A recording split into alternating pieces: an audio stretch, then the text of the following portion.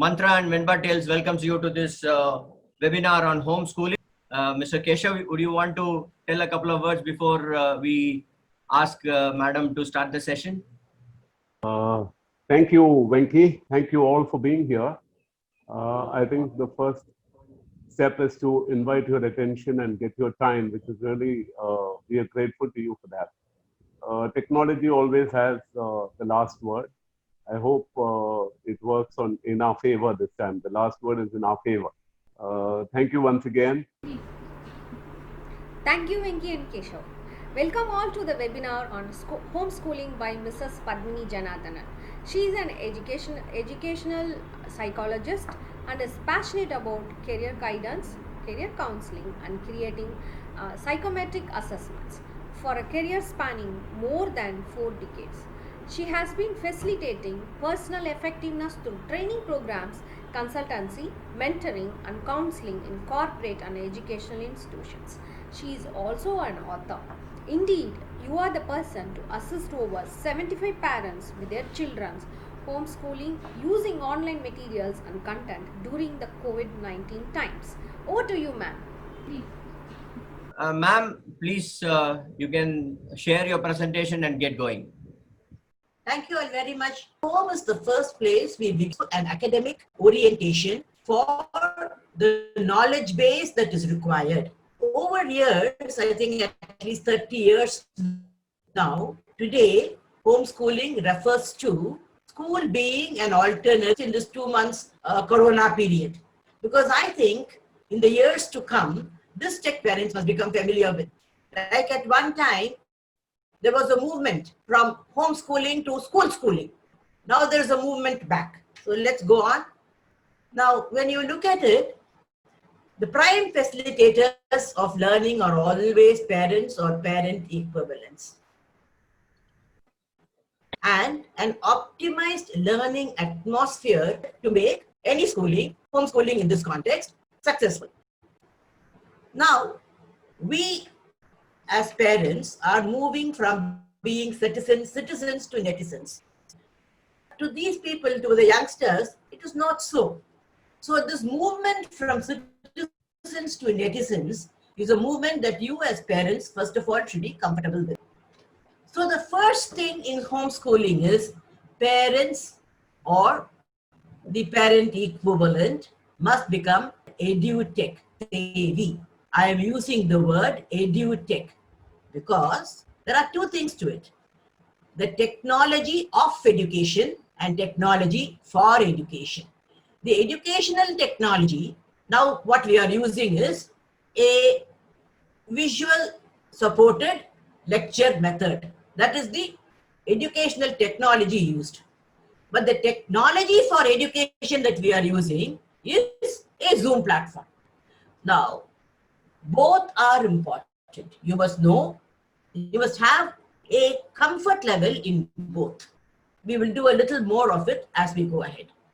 Because the world today is not at your doorstep. It's at your fingertips. Everything is available. Resources are aplenty. Just one example, 50 sources for online learning I found, right? And there are hundreds like this. But you have to learn to choose wisely. You cannot use something because it is there, because you found it. You have to check for its correctness, because not all online material can be taken at face value. We have to check for the credibility of the source. You know, a lot of fake news in WhatsApp, you know about that. Same thing can also happen in these material. Not all of them are of good standard. So you should be discerning, and for you to be discerning, you should have the educational technology. Only then technology will work for education. Okay. The next thing is screen time and how much screen time at a time. Lot of controversy, lot of things going up and down, but my personal experience is 3-4 hours on the screen, I become tired. Maybe a younger person can go up to 5-6 hours. But continually being on screen makes you tired, and therefore you should be using it wisely. Totally maybe 3-4 hours a day, At a time, probably 45 minutes to 1 hour a day, 1 hour. That should be the screen time. And this will include not only your education time, your schooling time. It will also include the games, the WhatsApp, YouTube, all put together. The child should not, in my opinion, be on screen for more than 4 to 5 hours a day. Now, out of which, if you take away 2 hours for all the games and other things, you'll have around 2 to 3 hours left for your schooling. Now, you have to make the best of that time. So we don't have 7 hours of schooling. We don't have 8 hours of schooling. We only have 2.5, 3 hours. We must make the best of it. Online safety is another thing for you to become tech savvy. I would not like to go much into it. A lot of things are, you're besetted with those messages to be safe. Learn how to navigate the internet responsibly. Because I find these things keep popping up. They call it cookies or whatever. And unnecessarily, it is a distraction. Probably it is a commercial model with all the advertisements and all that. I'm not a competent person to comment on that. But it's certainly distracting. And you must not allow yourself to get distracted. More, teach the children to navigate responsibly. So even if you find something relevant, you must make a note of it and say, not now, now I am on this. Cybersecurity was, more about it. Make sure that your firewalls are on. And cyberbullying. Children are now today open much to cyberbullying. We had the horrible Blue Whale experience. And some of these are still going on. So you must be very, very sensitive to this. So these are the first steps you need to learn to start homeschooling. Become EduTech savvy. Just one more, never lock or hide. This is my take. Because a lot of material I have seen, there's safe on the net, lock your screen, put a child lock, hide this, hide that. I think that is a very, very negative approach. Anything hidden or locked inspires curiosity. Trust your children and educate. So never lock or hide anything. I would rather trust my child, educate my child to be sensitive and share with me whatever it is, rather than try to put firewalls. Firewalls for safety is different, but not to lock or hide. This is my take. I strongly recommend parents and children to trust each other and work as a team. Prime facilitators, parents I said, in preparation, you have to look at 4 aspects. One, the time. We already spoke about it. The duration. Also, the time, regularity. It is good to say, even if it is homeschooling, school time is between 2 and 4 in the afternoon, or 8 and 10, or 11 and 2, depending upon your other home schedules. If you are having 2 slots, then define the time. It can be flexible. 2 can become 2:15 on a day. That doesn't matter. You don't have to ring the bell at 2, but there has to be a regularity. Children must know at this time, I have to get focused on learning academics. And that is an important discipline to start with. The second thing is, as parents, you must get the material ready. I'm sorry I had to fumble because technology let me down.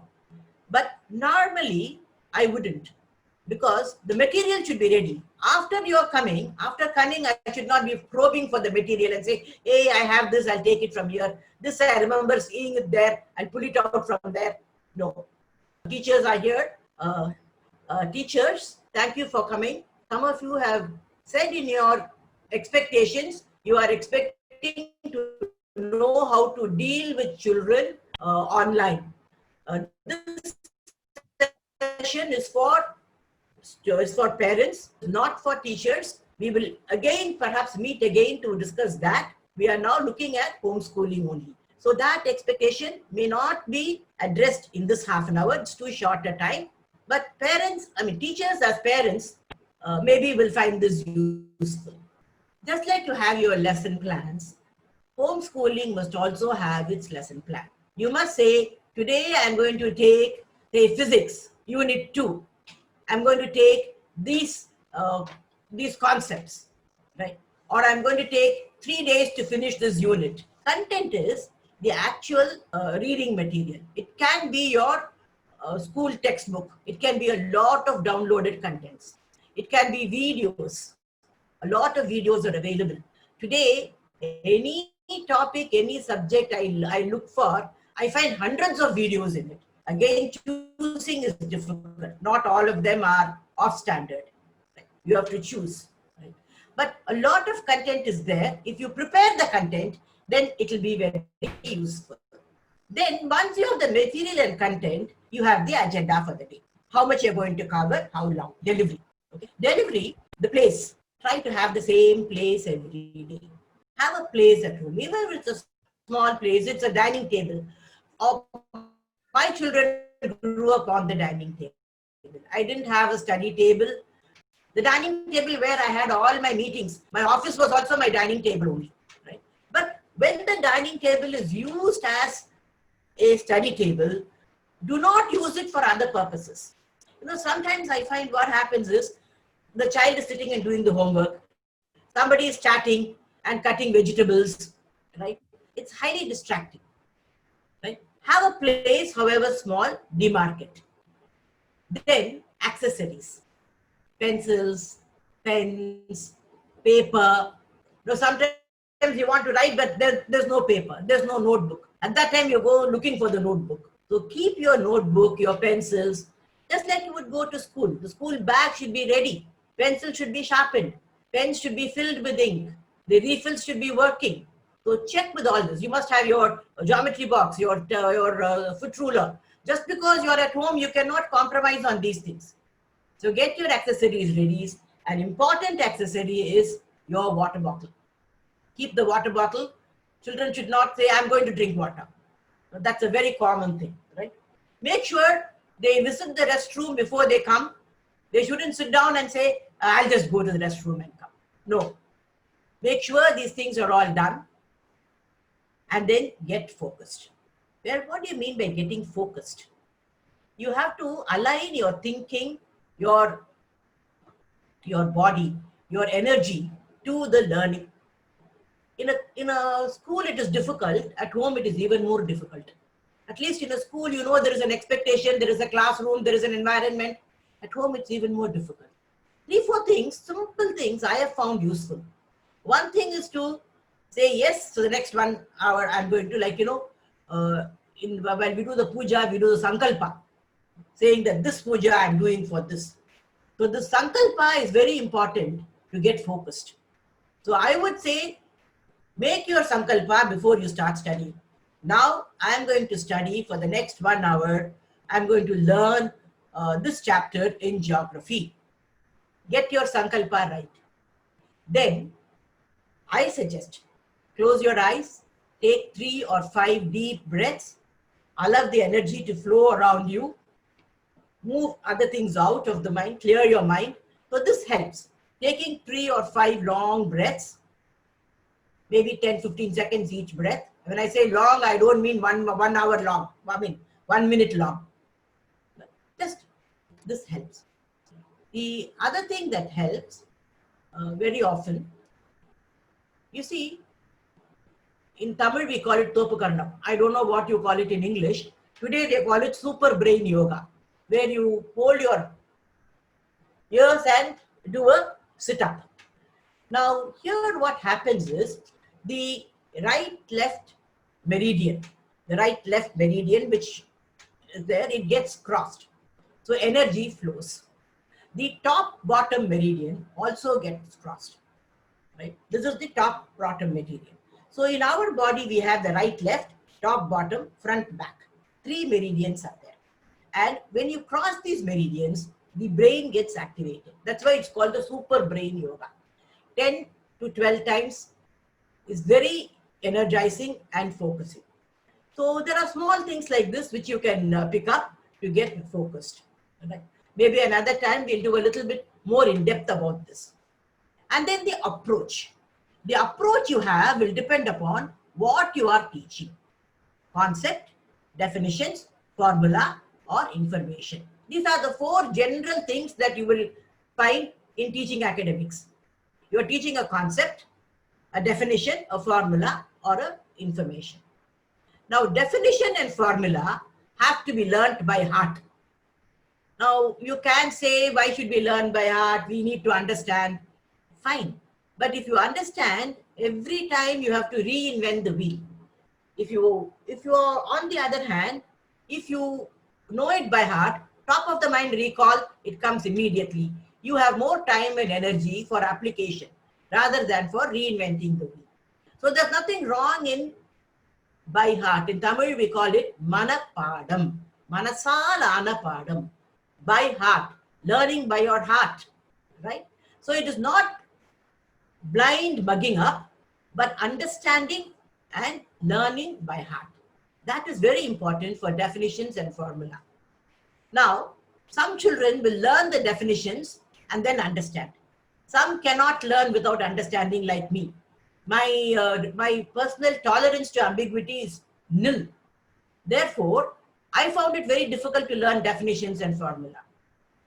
But once you understand, you'll never forget.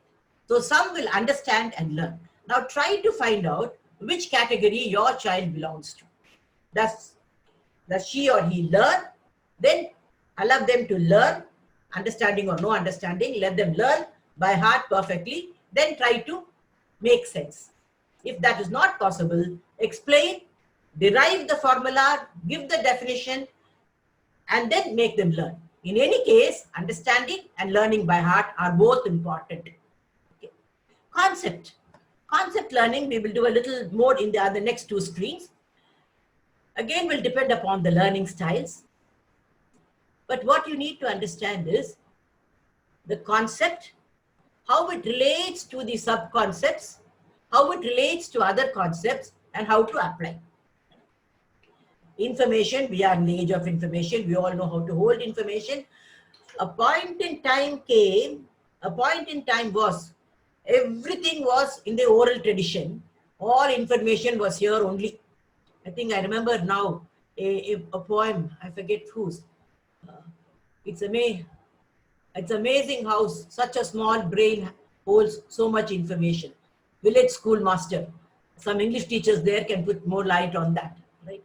So everything was in this. But today that's not so. Everything is in this. Your computer, your flash drive. Right? But you should know how to access information. Where it is. So when we were in college, my head of the department said, I'm all for open books. Because I know for this question, you know which book to refer, which chapter and which page. And if you know that much, you have learned. Right? And that is true because you can't remember everything all the while, but you must know where to look, what to look for. And that is what you have to work when you're working with information. I spoke about learning styles when it comes to concept. Normally, although we have 5 senses, we all know that, we don't sniff and learn. And tactual learning is also not much. Excepting in the case of special education, we are not into it now, so we won't go into it. By and large, our normal school education works with auditory and visual, like we are now doing, auditory and visual. But some people are kinesthetic, and we should allow for those also. What do you mean by learning styles? Learning styles means the mental process that I am comfortable with while learning in terms of the input medium. That's what here. We have other learning styles relating to the throughput medium, output medium. We are not getting into that psychology now. Then the input medium. Do I learn better by hearing or by seeing or by doing? Right? In other words, the muscular processing center of my brain is stronger, then I am kinesthetic. The visual center is stronger, I am visual. Auditory center is stronger, I am auditory. In terms of information processing. Okay. Now, we are not necessarily, as you have seen here, we are not auditory or visual or kinesthetic. We are all. But it depends on which is a little more. Normally, we should look at the primary and secondary. So you can be visual auditory, visual kinesthetic, or auditory kinesthetic. Now again, auditory visual is different from visual auditory technically, but we need not get into that right now. Right now, when those who learn through vision and through ears, for them reading aloud helps. Reading aloud, there is vision, there is ears. Reading aloud helps. Use of whiteboard helps. Right? But if you are visual and kinesthetic, reading aloud does not help. It will detract. Even listening will detract. That's what happened with me and my son. I could never reach out to him because he is a visual kinesthetic. I am a visual auditory.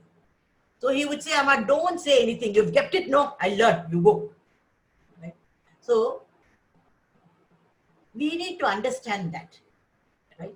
So for them, writing helps. Right? Writing is kinesthetic. It helps. Mind maps help. Right? Most of you will know what mind maps are. Lots of teachers are here in this group. Parents who do not know, ask your children, they will tell you it is nothing. It is just a pictorial representation of the entire lesson. That's called a mind map. Auditory kinesthetic, repetition, right? And using your hands, like this or like this, or sometimes walking, right? I have seen auditory kinesthetic children who say, that's the way they will try to remember, right? Whereas a visual kinesthetic person would say, that's the way they will remember. You can easily find out the way your children naturally act, which of these. You don't have to think in terms of too much of psychometrics and all that. There are such tests, but as a parent, you can understand. Now, this is very important. I'm going to stop here for a few seconds. Understanding is not learning. Let's understand it very clearly. I have understood does not mean I have learned. This is the biggest problem that is happening in schools. Now what happens is we ask the children, have you all understood? Yes. And it is true, they have understood. But they have not learned. 2 days down the line, you find out they have not learned. You say, last week, just 2 days ago you learned, you can't remember. No, I can't remember. I can't remember because I have not learned. Remembering requires comprehension and learning. Right? Now, what is learning? Moving from short-term memory to long-term memory. In simple words, all of you will understand this now. Right? If I do not put save as and save in my hard disk and just switch off, my material is lost. Right? This is what happens here also.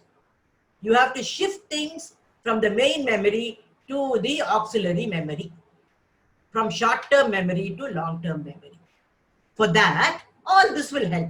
Revising the lesson, recall of earlier lessons, because memory is retention and recall. Right? I may retain, but appropriate recall. At this point in time, I'm not getting it. About 5 minutes, 10 minutes later, now only I remember. Then you're not, the appropriate recall is not there. Right? So recall of earlier lessons, revisiting the lessons again and again, and very important, schools are not doing it these days, surprise tests. Because in adult life, we never know which learning is going to be used when. And people who are successful, you will find, are successful because they can appropriately recall what is relevant at that point in time. So, when you train children with surprise tests, right, and they are able to do well, then learning is complete. So please, even after school reopens, if schools don't do it, you do it at home. That is a very important thing that you need to tell our children, that learning should be there. It is not that we are learning for the test. We are tested to check learning. Now there is a reverse in the cause effect. Children are learning for the test. No, you don't learn for the test. You learn. The test is there for you to check your learning and fine-tune your learning, whatever the lacuna are. For this, apart from surprise test, casual conversation, bringing it into everyday conversation helps. Again, that will take a long time. I'm just leaving you at that with that thought now. We'll get back to it later. Relating to ongoing events, that is called casual conversation again. To ongoing events as things are happening. So there was this little boy who was throwing stones at a small kitten. So I asked that boy, are you playing Gulliver with Lilliput or Brobdingman with Gulliver? He gave me a glare. And then he said, actually, this year, our non-detail is Gulliver Travels only. I said, yes, and that's what you're supposed to learn. And then he ran away. So, relating your learning to ongoing events helps a lot. And then assessment. Assessment, please, is not testing exam. Examination scare. Deal with the examination care. Overcome examination, blah, blah, blah. Budam. Unnecessarily, we have brought in all this. Right? Anyway, they have come. We won't get into that now. Assessment means two types. One, have I understood? I assess your understanding. After my session, I check a few points to know, have I reached out? I have said does not mean you have heard.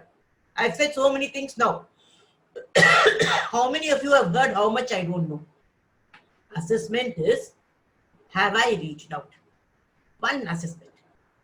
The other assessment, are you remembering? Are you able to remember and recall appropriately? So these are the two types of assessments that you should be doing. Now, for these assessments, there are millions, not thousands, millions of material on the net. Right? Any subject, any class you go, 1,000 worksheets you will get. You have to choose from there. We used to sit down and write and think how to do, get model question papers done for our children. Today, all that is not there. It's all there. You have to choose, that's all. Now, we spoke of memory. There are two types of memory. Recall and recognition. Recognition is, I have the material in front of me. I have to recognize what is required. Recall is recognition. Recall means the material is not in front of me. Presumably it is stored here. I have to get it back. Right? From my memory, I should bring it back. I don't have a cue. I don't have a trigger. So MCQ is a recognition. I have 4 answers or 3 answers, and I have to choose from among that. I have to recognize the right answer. Whereas when a question is there and I have to give the answer, it is not recognition, it is recall. Understand difference between question answers and MCQs, or what they call, what is it they call now? Objective type, right? So match the following, choose the right answer. These are all the recognition mode. Now fill in the blanks again when the options are not given. Choose the right alternative is also fill in the blank, but alternatives are given. Blanks, alternatives are not given. Difference between recognition and recall. Got it? Both are important. Both the skills of recognizing what is around, which is relevant for the current task, and the ability to get back what is relevant, both are important. And both these skills must be developed. Apart from this, these are all very, what do you say, academic. You know, when you move on, today they call it edutainment. To me, all education was entertainment. I enjoyed my learning years, right? But when we make it in a more lighter way, interactive games. There are several games online available with each other. I would prefer, even if it is online, download it or print it and work with the children, make it interactive, not screen active. Okay. Quiz, right? Crosswords. Now these again are available online. A lot of your, even in your mobile, you will have it. But it will be nice if you can make it interactive and at least 2-3 people together sit and work on it. Again, crosswords Several are available. Crossword developers are also available. You can download it. And then if you give your questions and your words, it will make the crossword and give. Right? So all these things we had to do it. It was a very difficult thing. But today it's all available. Make good use of it. Make use of technology for education in whatever educational technology that you are in. Right? We have come a full cycle now. So for meaningful, happy learning, the first thing is being sensitive. The other person should be in a receptive mood. Unless that preparation is brought in, that focus is brought in, I have said what I have said does not mean you have listened to it. In this case, I have to assume it. But this is adult learning. This cannot be taken the same for school learning. That is why the teacher might come online, but the parent or the person who's facilitating there must become sensitive and relate meaningfully. Sensitivity cannot be replaced. The next thing is flexible. We are not robots, right? So a certain amount of flexibility has to build in. The child may say, not today, ma, not in a mood. Fine. But that cannot be an excuse every day. Once in a way, that's where sensitivity comes in. How much of flexibility to allow. And unwavering belief in the child. You have to trust your child. I know that fellow, he'll never learn. Given a chance, he'll run away. Don't think that. Every child wants to learn and grow, become adult worthy. Whether you teach him or not, whether school or not, every child will learn, excepting he may learn the wrong things, he may learn and he may not learn the right things. If you leave it to incidental learning will happen because we are born to learn. But if you leave it to incidental learning, the right things may not be learned and the wrong things may be learned. And that is why you have to make it intentional learning. There are two types, incidental and intentional learning. We are now looking at intentional learning. And you need a lot of patience. This was a little clip that I found. I'm not able to show the clip. Given the YouTube URL, I like this link very much. One of my friends sent it to me. And here a group of ducklings are learning to get out of the pond. So trial and error, one fellow gets it. This fellow gets up. And there are others who learn from peer learning happens. So there is this, a spark. Somebody starts off leadership and then peer learning follows. Observe. But one fellow cannot. He is not able to get along. He is a slow learner. Remember, a slow learner is not a bad learner. Slow learners are good learners. I am a slow learner. I have been a slow learner, but I am a good learner. Some people are slow for various reasons. You won't get into those reasons now, but some people are slow learners. Given the time, they will learn. And while giving the time, the father duck, you must see the clip to understand this, patiently waits, just waits, and allows the child and warmly encourages the child till the child stumbles upon the right movement. And he walks him to the nest where his mother and other siblings are there. It's a beautiful video, and it hats off to the person who made it. And thank you, whoever it is, wherever you are. So being there with quiet confidence, allowing things to unfold is a talent, a wonderful parenting skill. And that's what we need to do. In all my parenting programs, I've always been saying it, and I strongly believe in it. We need not bring up our children. We have to allow them to grow. And many of us, we don't allow them to grow, thinking we should bring them up. We should be supportive in their growth. Now, once you understand that, you will be a wonderful, parent for homeschooling. But you must be a learner to become a facilitator. Technology is going so fast. We didn't have Zoom. A few months ago, I was working with Skype, right? Which is different from this, as you all know. You have to keep on learning. To be a facilitator, you must be a learner first. You must organize space, time, activities. Remember your first few slides. Become technically sound to operate safe and secured. Pick up the right content from the right material. I hope you're able to recollect all this. Okay. Identify your child's uniqueness, pace of learning, and be there supportive to the child. Remember, parents, Corona will end. Schools will reopen. But cyber schooling has come to stay. This is going to continue to be a medium of education, and as parents, we should become familiar with this. Okay? So become a learning facilitator, become edutech savvy, help your children to get into cyber schooling.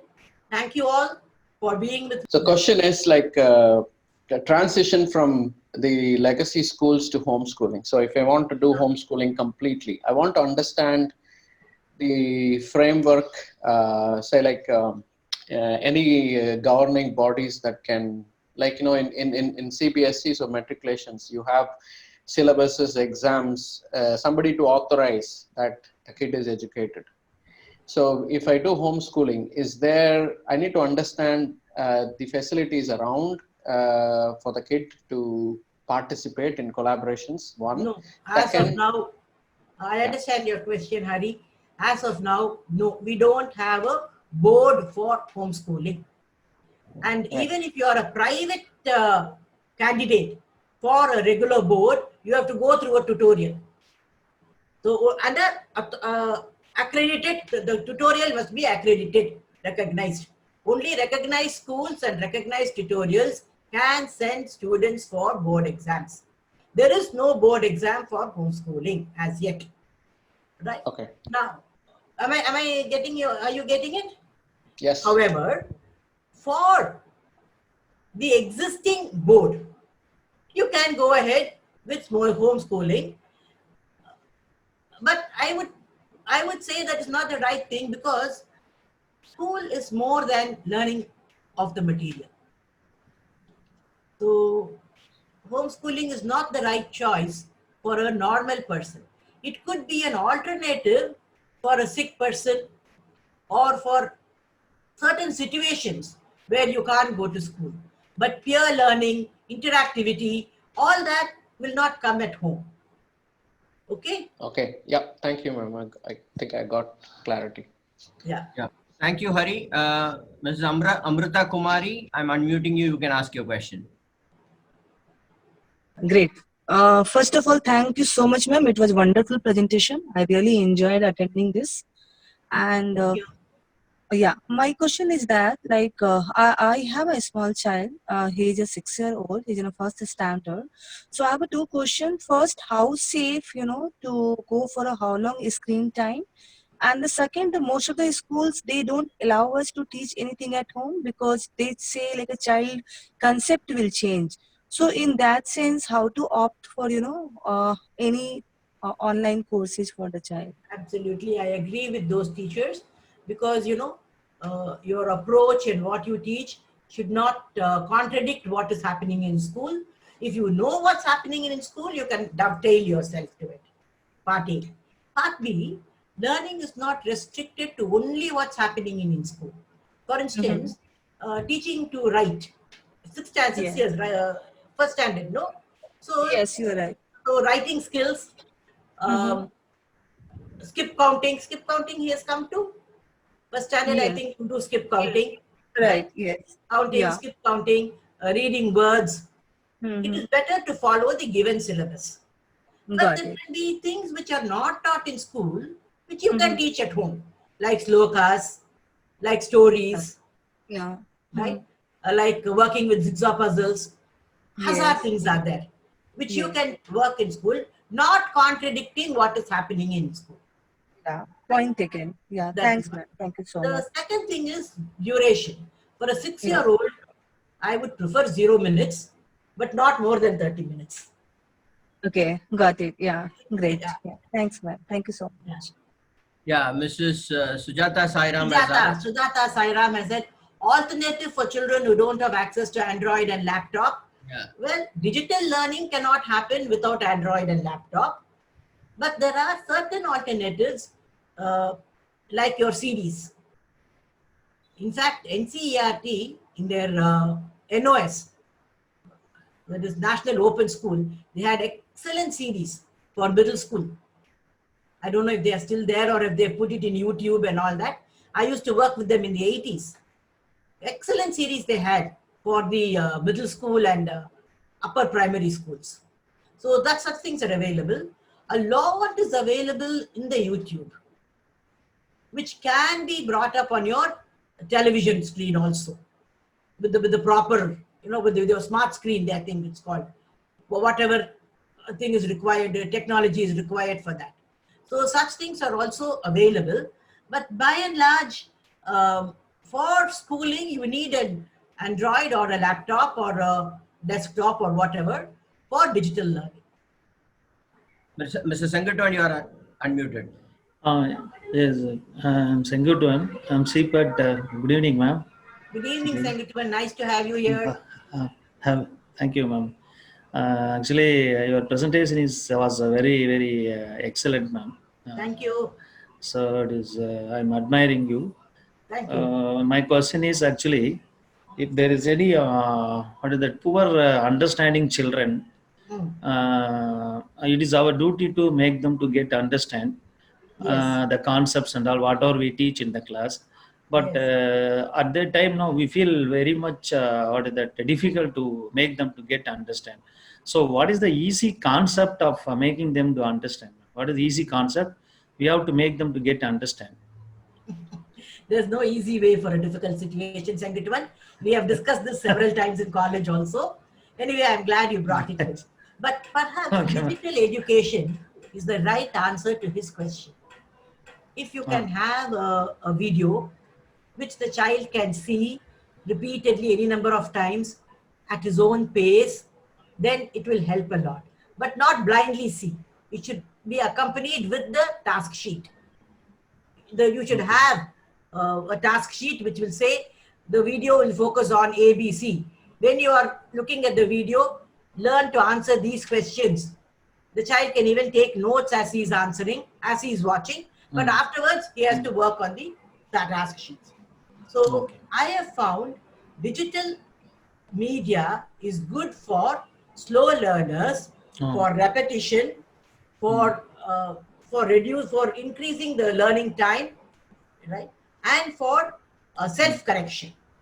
So that can be attempted. Okay. And Okay, again, ma'am. lot of material available in the net now for this. Okay, ma'am. Okay. Thank you. Thank you very much. Yes, Good evening, ma'am. Good evening. Wonderful, amazing presentation, ma'am. It was an eye opener. Thank you. And my question is, my daughter is in class 7. How to keep my child motivated and focused about learning? Even on digital learning, she finds it she finds it boring. I do not know why. I mean, that is one thing which I'm facing. I have to sit with her. Though I'm sitting with her, there should be some way to some way to get her motivated or focused. I get what you're saying. I get what you're saying. When my grandson, a little boy, I wonder even if he understood what he was saying at that time. He was around in class 1 or something. And he used to be, read everything, very interested in learning. And he was saying the same thing. So I told him, you're learning so much, you're always reading, and he used to have these, what you call encyclopedia and all that. So he looked at me and he said, Pati means grandmother. Right? I love learning. I hate studying. The fellow was in first class or second class when he said it. Right? So somehow, he's now in 8th. He's going to the 9th. Okay. Now, the studying-learning dichotomy, unfortunately, has set in the last 20 years. Right? Okay. So we are born to learn. Learning is instinctive. There's nobody who does not like learning. But studying has been made into a necessary evil. Necessary evil. Right? Correct. And it is not evil. So how do we overcome this? Stop studying, start learning. What does that mean? Okay. It means lot of interactive games. What I told you in the slides, some slide back. Casual interaction, interactive games, trying to relate what has been learned into ongoing situations, make learning relevant, right? And I'll just take one more minute. There is what is called discovery learning and reception learning. We spoke about incidental learning and intentional learning, right? There is another concept called discovery learning and reception learning. Now, this reception learning becomes irritating for a laterally endowed child, creative person. They want to get into discovery learning. In other words, give the material, allow them to work with it, and then you discuss it. Try this. Okay. Okay. Ma'am. Maybe you will be a 7th standard. You can use jigsaw puzzles, but slightly older for jigsaw puzzles. You can use YouTube programs. Very nice programs are there, right? Ask her to see it at her pace and then discuss it. That would be a better way to overcome this learning studying dichotomy. Okay. Okay. Thank you, ma'am. Thank you, ma'am. And once again, this webinar is brought to you by Mantra and Venba-Tales, Mantra being the knowledge partners and Venba-Tales being the branding and platform partners. Thank you so much and for the overwhelming response given to this webinar. And I think as expected, Mrs. Padmini Janardhanan was awesome. And I could see the kind of chat messages that are coming up. In case you want to discuss more with her, there's a Facebook group where she will be answering your questions for some time. So please feel free to join that. And this is the first among the series of sessions that we are going to do. Ma'am, your thank you note, then we'll see. Thank you all very much. I enjoyed being here. I enjoyed talking to all of you. Maybe some of your questions are still there. We'll meet again and we will focus on those questions too. Hope Mantra and Venba-Tales is going to make it happen.